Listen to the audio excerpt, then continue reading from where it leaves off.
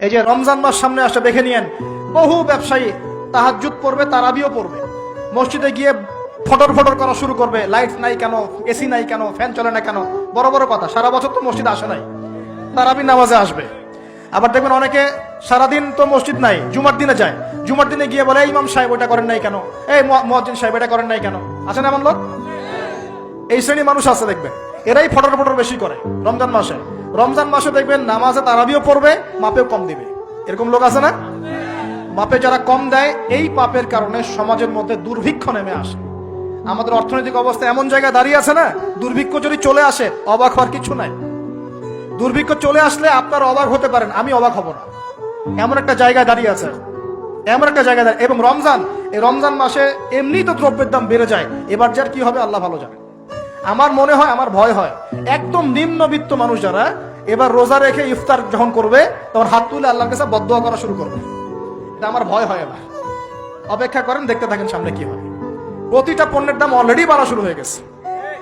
কিছু কিছু বৈশ্বিক কারণ আছে, এগুলোর কারণে যেমন বাড়ছে, আবার কিছু কিছু আমাদের নিজস্ব মানব সৃষ্ট কারণ আছে, এই কারণেও বাড়ছে।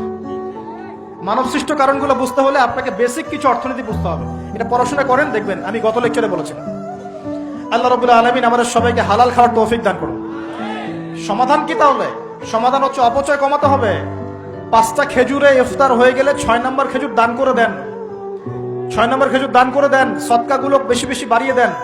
এই যে মানুষগুলো খেতে পারবে না, ওদের ঘরে ঘরে গিয়ে ইফতারগুলো পৌঁছে দেন, মাসের বাজার করে দেন।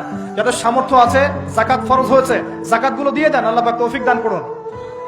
দুর্নীতি বন্ধ করেন, কালো টাকা বন্ধ করেন। কত টাকা পাচার হয়ে গেল বিদেশে, সেগুলো কে ফিরিয়ে নিয়ে আসবে? এ দায়িত্ব কার?